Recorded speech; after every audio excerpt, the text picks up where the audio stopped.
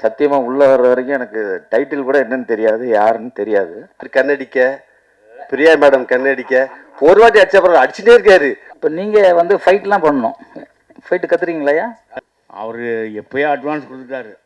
இந்த ஷூட்டிங் தான் எப்போன்னு கேட்டுட்டு இருக்கோம், சொல்ல மாட்டேங்கிறாரு. இந்த வயசில் வந்து நான் ஒரு ஹீரோவை நடிக்கிற மட்டும் இல்லை, ஒரு குடும்பத்தையே கூட்டணும் வந்து இங்கே நிற்க வைக்கிறார். எனக்கு ஆக்சுவலி இதான் ஃபஸ்ட்டு. ஸோ எனக்கு எப்படி பேசணுன்றது கூட எனக்கு தெரியல. அதே மாதிரி நாங்கள்லாம் இன்றைக்கி இந்த மேடை ஏறி பேசுகிறோம்னா அதுக்கு காரணமே அண்ணன் விஜயமுரளி தான். போங்க, குடும்பம் இருக்காது இருக்கு, நான் எங்கே இனிமேல் சினிமா வர யார் போய் கூட்டாலும் வரமாட்டாங்க.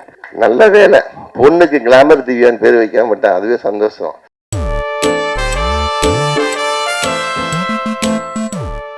இங்கே வந்திருக்கும் அனைத்து கலைஞர்களுக்கும், திரைப்பட தயாரிப்பாளர்களுக்கும், அனைத்து அன்பு உள்ளங்களுக்கும், தொழில்நுட்ப கலைஞர்களுக்கும், எடிட்டிங், சவுண்ட் சிஸ்டம் எக்ஸெட்ரா என் அன்பான மாலை பொழுது, இரவு பொழுது ஆரம்ப அன்பு வணக்கங்கள்.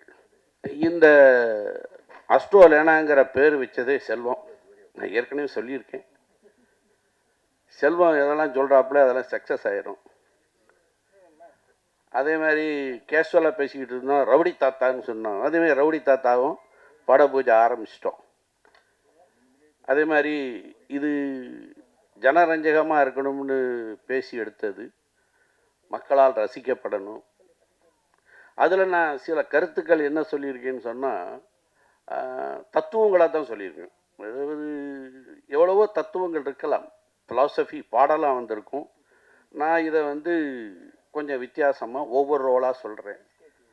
ஆக ஜனரஞ்சகமாக இருக்கணுங்கிற மாதிரி செஞ்சுருக்கு. இதில் திரு நடன இயக்குனர் ராபர்ட் அவர்களையும், திரைப்பட இயக்குனர் தயாரிப்பாளர் சக்தி சிதம்பரம் அவர்களையும், கீல்டு தலைவர் ஜாக்வார் தங்கம் அவர்களையும், பிஆர்ஓ யூனியன் செயலாளர் விஜயமுரளி சார் அவர்களையும், தமிழ் பட சங்க செயற்குழு உறுப்பினர்கள் பிஜி பாலாஜி அவர்களையும், ஏழுமலை அவர்களையும், மதுரை செல்வம் அவர்களையும், எனக்கு ஜோடியாக நடித்த பிரியா அவர்களையும், பிஆர்ஓ யூனியன் முன்னாள் செயலாளர் பெருதுளசி பழனிவேல் அவர்களையும், பாவா லக்ஷ்மணன், ஏற்கனவே நான் சொல்லியிருக்கேன், இவர் ஜூனியர் லக்ஷ்மணன், நான் வந்து சீனியர் லக்ஷ்மணன். அதனால் என்னுடைய படத்தில் லேனான்னு வச்சுக்கிட்டோம். லக்ஷ்மணன் நிறையா லக்ஷ்மணன் இருக்காங்க. சித்ரா லக்ஷ்மணன், பாவா லக்ஷ்மணன், இன்னொரு லக்ஷ்மணன் நான் புதுசாக நியூவாக புகுந்ததுனால அஸ்ட்ரோ லேனான்னு வச்சுக்கிட்டோம். வச்சது செல்வம் தான், லேனா ஷார்ட்டாக இருக்கட்டும்னு. ஸோ எல்லாரையும் நான் வரவேற்கிற ரொம்ப சந்தோஷப்படுறேன். இதை நீங்கள் இருந்து அனைத்து கலைஞர்கள் வந்ததுக்கும், அனைத்து கலைஞர்களுக்காகவும் வருங்காலத்தில் என்னென்ன கஷ்டம், ஏன்னா இந்த திரைத்துறை வந்து நலிஞ்சிக்கிட்டே வந்துருச்சுல்ல, இனிமேல் மேன்மேலும் பழையபடி உருவாகணும், பெருசாக திரைத்துறைகள் பழையபடி மேன்மை அடையணும், அது சம்மந்தப்பட்ட தொழிலாளர்களாக நல்லா இருக்கணும் அப்படின்னு வேண்டிக்கிட்டு, அனைத்து உள்ளங்களுக்கும் இங்கே வந்தமைக்கும் நான் என்னுடைய மேன்மையான வணக்கத்தை தெரிவிச்சுக்கிறேன். நன்றி, வணக்கம். இவர் வந்து மதுரை செல்வம் மூலயமா இந்த லட்சுமணன் ஐயா பழக்கம், பூஜைக்கு வந்திருந்தோம், நல்ல மரியாதையும் கொடுத்தாரு. அவர் எப்போயோ அட்வான்ஸ் கொடுத்துட்டாரு. இந்த ஷூட்டிங் தான் எப்போன்னு கேட்டுட்ருக்கோம், சொல்ல மாட்டேங்கிறாரு. அதுக்குள்ளேயும் ஆடியோ ஃபங்க்ஷன் வச்சுட்டாரு. அதனால் இங்கே சக்தி சிதம்பரம் சார், சாக்காதங்கன் சார், விஜயமுரளி சார் மற்றும் நம் தயாரிப்பாளர் சங்க நிர்வாகி அனைவருக்கும் மற்றும் நம் உறவினருக்கும் வணக்கம். இது ஒரு நல்ல கதை, சொன்னவுடனே நாங்கள் ரொம்ப சந்தோஷப்பட்டோம். மதுரை செல்வம் தான் கூட இருந்து எல்லா பேரையும் கமிட் பண்ணி விடுறாரு. அதனால் இந்த படம் வெற்றியடைய என்னுடைய வாழ்த்துக்கள்.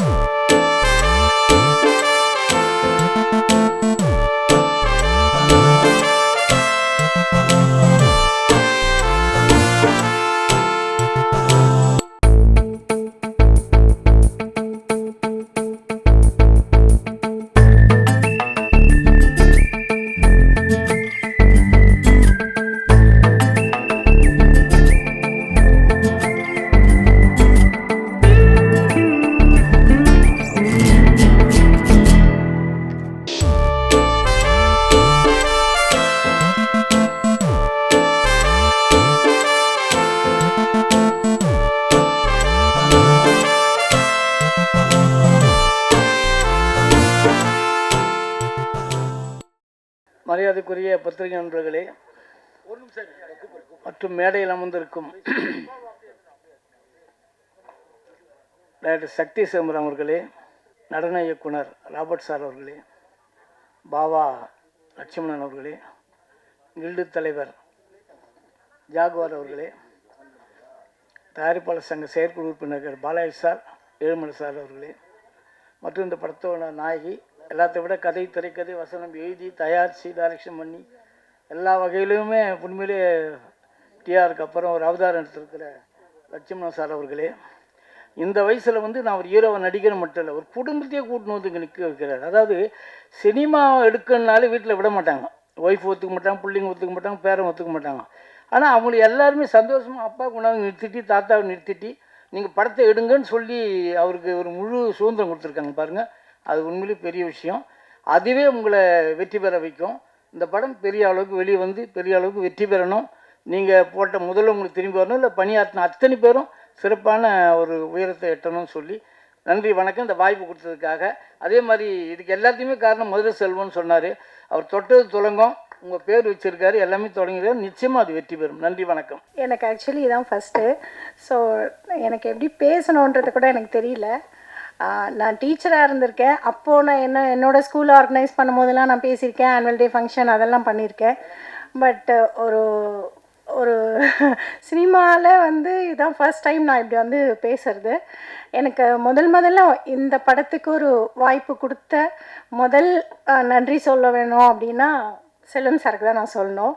அவர் மூலயமா தான் எனக்கு சாரையும் தெரியும், எனக்கு லக்ஷ்மணன் சாரையும் தெரியும். ஸோ அவர் லக்ஷ்மணன் சார் ஓகே பண்ணதுனால நான் இந்த படத்தில் ஒரு கதாநாயகியாக வந்திருக்கேன். அது மட்டும் இல்லை, இங்கே உட்காந்துட்டுருக்க எல்லாருக்குமே நான் நன்றி சொல்லிக்கிறேன் சார். இங்கே வந்திருக்க எல்லாருக்குமே நான் வந்து ரொம்ப கடமைப்பட்டிருக்கேன். நன்றி உணர்வோட இருக்கணும் அப்படின்னு நான் நினைக்கிறேன். மேலும் மேலும் வளரணும்னு ஒரு ஆசையில் இருக்கேன். It's all in the God's grace, அவ்வளோதான். அதுதான் நான் சொல்ல முடியும். கடவுள்கிட்ட எல்லாத்தையும் விட்டுடுறேன். இந்த வாய்ப்பு கொடுத்ததுக்காக ரொம்ப ரொம்ப நன்றி. அனைத்து பத்திரிகையாளர்களுக்கும், அதாவது ஷார்ட் பீரியடில் இவ்வளோ வேற கூப்பிட்டோங்கும் போது எனக்கு எப்பயுமே ஓடோடி கை கொடுக்கக்கூடிய ஒரு அண்ணன் சக்தி சிதம்பரம் டைரக்டர் தான் சொல்லணும். அதே மாதிரி ராபர்ட் டாட்மார் சார், அந்த இடத்துல பார்த்தீங்கன்னா ப்ரொடியூசர் கவுன்சில் கமிட்டி மெம்பரான பிஜி பாலாஜி, ஏழுமலை, எல்லாருமே நம்ம கூப்பிட்ட உடனே வரக்கூடிய அன்பானவங்கிறனால உடனே கூப்பிட்டோம். அதே மாதிரி கூப்பிட்ட குரலுக்கு ஒரு பச்சை தமிழனாக எந்த ஒரு தமிழனுக்கும் முன்னின்று நிற்கக்கூடியவர் ஜாகுவார் தங்கம், அவரையும் கூப்பிட்டோம். அவரும் உடனே கிளம்பி வந்துட்டார். ஏன்னு கேட்டால் அவர் எப்பயுமே அடுத்தவங்களுக்கு உதவி பண்ணக்கூடியதில் வல்லவர். அதே மாதிரி நாங்கள்லாம் இன்றைக்கி இந்த மேடை ஏறி பேசுகிறோம்னா அதுக்கு காரணமே அண்ணன் விஜயமுரளி தான். அதே மாதிரி இந்த அப்பா லட்சுமணன் அப்பா பற்றி சொல்லணும்னா, இவர் மதுரையில் பெரிய ஜோதிடர். அப்பாயின்மெண்ட் இல்லாமல் யாரும் அவ்வளோ ஈஸியாக அவரை போய் பார்க்க முடியாது. ஒரு நாளைக்கு 50 ஜாதகம் தான் பார்ப்பார். அப்படி ஒரு திறமை படைத்தவர். ரெண்டாவது வந்து இவர் இன்னொன்று சொல்லணும்னா, விஜய் தான் ஆட்சியில் ஏறுவாருங்கிறத 1.5 வருடத்துக்கு முன்னாடியே இதே இந்த பிரசாத் லேப்பில் அடித்து சொன்னவரும் இவர் தான். அதே மாதிரி இப்போ பார்த்தீங்கன்னா தமிழ்நாட்டில் இப்போ நடந்துகிட்டு இருக்க மேதகு அணை பிரச்சனை இருக்குல்ல, அது கெட்டவே முடியாதுன்னு உறுதியாக சொல்கிறார். அவர் என்கிட்ட ஒரு படம் எடுக்கணுன்னாரு, சந்தோஷமாக எடுத்துருவோம்பான்னு ஆரம்பிக்கப்பட்டது தான். அதாவது ஒரு படம் எடுக்கலான்னு தான் வந்தார். இப்போ எனக்கு தெரிஞ்ச ஒரு 3 படம் பண்ணிகிட்டு இருக்காரு. அத்தனைக்கும் காரணம் தம்பி வினோத்து தான். வினோத் இல்லைன்னா அப்பா அவன் மிச்சவங்கிட்ட போயிருந்தாலும் வீதியில் போயிருப்பார். ஏதோ வினோத்து கட்டி கரையேற்றி இன்னைக்கு பிரசாத்தில் ஒரு ஆடியோ ஃபங்க்ஷன் பண்ணுற அளவுக்கு கொண்டு வந்து விட்டுருக்காருன்னா, அப்பாவை வாழ்த்துறதுக்கு வயசுல அவர் பொற்பாதங்கள் தொட்டு வணங்கி வந்திருந்த அனைவருக்கும் நன்றியை தெரிவித்துக் கொள்கிறேன். நன்றி, வணக்கம். எல்லோருக்கும் வணக்கம். மதுரை செல்வன் வந்து திடீர்னு கூப்பிட்டாரு மதியானம் போல், இந்த மாதிரி ஆடியோ ஃபங்க்ஷனுக்கு வாங்கன்ட்டு. நான் எதுவும் கேட்கல, சரி ஒன்று வந்து பார்த்தேன். இங்கே உண்மையிலே ரொம்ப சந்தோஷமாக இருக்குது. பெரிய பெரிய ஆடியோ ஃபங்க்ஷனும் பார்த்துருக்கோம், இதையும் பார்த்துருக்கோம். சிம்பிளாக இருந்தாலும் ஐயாவுடைய பிறந்தநாள் அதுவுமா இன்றைக்கி ஒரு நல்ல விஷயம் நாங்கள் கண்ணால் பார்த்துட்டு ரொம்ப ரொம்ப சம்பாக்கியம் எங்களுக்கு. இந்த படம் வெற்றி அடையணும் வாழ்த்துறேன். நன்றி, வணக்கம். அனைவருக்கும் மாலை வணக்கம். ரொம்ப சந்தோஷம் இந்த நேரத்தில் இந்த மாதிரி ஒரு ஆடியோ ஃபங்க்ஷனில் ஐயாவை பார்த்தது, லட்சுமணன் ஐயாவை பார்த்தது எனக்கு ரொம்ப சந்தோஷம். என்னென்னா அவருக்கு இப்போ இருந்திருக்க அந்த ஆசை சின்ன வயசுலேருந்தே இருந்திருக்கும். என்னுடைய இது அதுதான். அப்படி இல்லைன்னா இந்த அளவுக்கு அவர் நடிச்சிருக்கவும் முடியாது, அதில் ஆர்வமும் இருந்திருக்காது. அட போங்க குடும்பம் இருக்காது இருக்குது, நான் எங்கே இனிமேல் சினிமா யார் போய் கூட்டாலும் வரமாட்டாங்க. சாரு 18 வயசுலேருந்து நடிக்கணும்னு இருந்திருக்கும். அவர் ஒரு ப்ரொஃபஷனல், குடும்பத்தை செட்டில் பண்ணணும், அதெல்லாம் பண்ணணும், எல்லாம் முடிச்சுட்டு ஒரு கட்டத்தில் திரும்பி இருக்காரு. ரொம்ப ரொம்ப சந்தோஷம் சார். இந்த படம் பெரிய வெற்றி அடைஞ்சு, அதே மாதிரி ரவுடி தாத்தாவும் பெரிய வெற்றி அடைஞ்சு, அந்த டைட்டிலே ரொம்ப பிரமாதமாக இருக்குது, ரவுடி தாத்தா. ரொம்ப சந்தோஷம் ஐயா, நன்றி, வெற்றி பெற வாழ்த்துக்கள். இல்லை, எப்பயுமே புதுமுகங்களுக்கு முதல்ல இடம் கொடுக்கணும். ஆமாம், அதனால தான் அவருக்கு லக்ஷ்மண் சாருக்கு முன்னாடி இடத்த கொடுத்துட்டு பின்னாடி போயிட்டோம் நாங்கள். இந்த ஆஸ்ட்ரோ லேனாங்கிற படத்தை வந்து கதை, திரைக்கதை, வசனம், பாடல்கள் எழுதி தயாரித்து அவரே நடிச்சிருக்கிறாரு. அதுக்கே அவர் அந்த கட்ஸுக்கு நம்ம பாராட்டு தெரிவிக்கலாம். அதே மாதிரி 27 நட்சத்திரத்தை வச்சு ஒரு பாட்டு வந்திருக்கு. அந்த பாட்டும் வந்து இது வரைக்கும் தமிழ் சினிமாவில் அந்த மாதிரி மொத்த நட்சத்திரத்து பேரில் பாட்டு வந்ததில்லை. இதுதான் ஃபஸ்ட் டைம் நினைக்கிறேன். அப்புறம் பாபா லட்சுமணன் வந்து உடம்பு முடியாத நேரத்தில் இங்கே வந்து உட்காந்து இந்த படத்தில் நடித்ததுக்கு வந்திருக்கிறாருன்னா இந்த மாதிரி நடிகர்கள் தான் நம்ம கைத்தட்டி பாராட்டு தெரிவிக்கணும். ஏன்னா நிறைய பேர் அவங்க நடித்த படத்துக்கு யாரும் வரமாட்டேங்கிறாங்க ப்ரமோஷனுக்கு. ஆக்சுவலாக என்னென்னா, எம்ஜிஆர் படங்களில் உங்கள் அப்பா ஒர்க் பண்ணிகிட்டு இருந்தார் பிஆர்ஓவா. இப்போ எம்ஜிஆர் வந்து என்ன பண்ணுவாரோ, ஆஃபீஸில் உட்காந்து கிருஷ்ணமூர்த்தியை கூப்பிடுங்கன்னு சொல்லியிருக்கிறாரு. இந்த கிருஷ்ணமூர்த்தி கூப்பிடணுன்னு எந்த கிருஷ்ணமூர்த்தி கூப்பிட சொல்கிறாங்கன்ட்டு அசிஸ்டண்ட்டுங்களுக்கு தெரியாது. ஒவ்வொரு தடையும் 3 கிருஷ்ணமூர்த்தியும் கூப்பிட்டு விட்டுருவாங்க. அப்போ ஒரு நாள் கேட்டிருக்கிறாரு, நான் எப்போ கூப்பிட்டாலும் இந்த 3 கிருஷ்ணமூர்த்தியும் வர்றாங்களே, எதுக்கு நீ நான் ஒன்றை கூப்பிடலையே வரான். அப்போ அசிஸ்டண்ட்டை சொல்லியிருக்காங்க, நீங்கள் எந்த கிருஷ்ணமூர்த்தின்னு சொல்லலை, அதனால் எங்களுக்கு 3 பேரையும் கூப்பிட்டோன்னு சொன்னோம். ஒரு நாள் 3 பேரையும் வர வச்சு, உன் கம்பெனி பேர் சித்திரமகள், அதனால் நீ இன்னிலேருந்து சித்திரமகள் கிருஷ்ணமூர்த்தின்ட்டார். இன்னொருத்தர் வந்து வந்தார், நீ வந்து வீனஸ் கிருஷ்ணமூர்த்தி அவர் கம்பெனி பேர். இவர் பிஆர்ஓங்கிறதுனால இவர் அந்த காலத்தில் என்ன பண்ணுவார்னா, நல்லா விபூதி, சந்தனம் போட்டு, குங்குமம், மீசையை மட்டும் பென்சிலில் வரைஞ்சி வருவார். எம்ஜிஆர் மாதிரியே போயிடுவார். அதனால் நீ எப்போ பார்த்தா கிளாமராக இருக்கியா, நீ கிளாமர் கிருஷ்ணமூர்த்தின்ட்டார். அவருக்கு அவங்க எம்ஜிஆர் பேர் வச்சார். ஆனால் பையன் கிளாமர் சத்யான்னு பேர் வச்சுக்கிட்டான். நல்ல வேலை, பொண்ணுக்கு கிளாமர் திவ்யான்னு பேர் வைக்காம விட்டான். அதுவே சந்தோஷம். நீங்கள் சினிமாக்குள்ளே இவர் வந்து இப்போ இந்த குடும்பம் வந்து குடும்பத்தோட மேடை ஏற்றினார் பார்த்தீங்களா, அது எல்லாருக்கும் இந்த கொடுப்பனை கிடைக்காது, அது சிலருக்கு தான் கிடைக்கும். சினிமாவுக்கு வயசு ஒரு தடையே இல்லை, எந்த வயசுலையும் சாதிக்கலாம். அது ஏன்னா நிறைய பேர் அந்த மாதிரி சாதித்து காட்டியிருக்காங்க. 40 வயசுக்கு அப்புறம் தான் எம்ஜிஆருக்கே ஒரு லைஃப் வந்தது. 40 வயசுக்கு அப்புறம் தான் சிவாஜி ஒரு பெரிய ஆளானார். எல்லாருக்கும் பேரும் புகழ் வருது, வயசாக தான் வருது. ஸோ அதனால் நீங்கள் அந்த தயக்கப்படாதீங்க. இந்த படம் மிகப்பெரிய வெற்றி அடையணும். எல்லாம் வல்ல விரைவுரையும் நன்றி, வணக்கம். அனைவருக்கும் மாலை வணக்கம். மதுரை செல்வம் சார் திடீர்னு மத்தியானம் ஃபோன் பண்ணி, தலைவா எங்கே இருக்கீங்க, இது மாதிரி ஒரு ஆடியோ லான்ச்சுன்னாரு. சத்தியமாக உள்ளே வர்ற வரைக்கும் எனக்கு டைட்டில் கூட என்னன்னு தெரியாது, யாருன்னு தெரியாது. உள்ளே வந்தால் டைட்டில் பார்த்தேன். டைட்டில் நல்லா இருந்துச்சு, பாசிட்டிவாக இருந்துச்சு. அதுக்கப்புறம் ட்ரைலர், இந்த செட்டப் எல்லாமே நல்லா இருந்துச்சு. ஒரு பாசமான ஒருத்தரை பார்க்குற மாதிரி இருந்துச்சு. இது வந்து ஒரு ஆடியோ லான்ச் மாதிரி இல்லை, ஒரு குடும்ப விழா மாதிரி இருந்துச்சு. ஆக்சுவலி பொதுவாக ஜாதகத்தை பற்றி படம் வந்து ரொம்ப நாள் ஆச்சு. எனக்கு தெரிஞ்சு ஒரு காலத்தில் செல்வம்னு ஒரு படம் இருந்துச்சு. இப்போ இந்த செல்வம் மூலமாக இந்த படம் வந்திருக்குன்னு நினைக்கிறேன். செல்வம், அப்புறம் கன்னி ராசி, அதுக்கு அடுத்த வரிசையில் ரொம்ப ரேராக தான் ஓடும் ஜாதகத்தை பற்றி.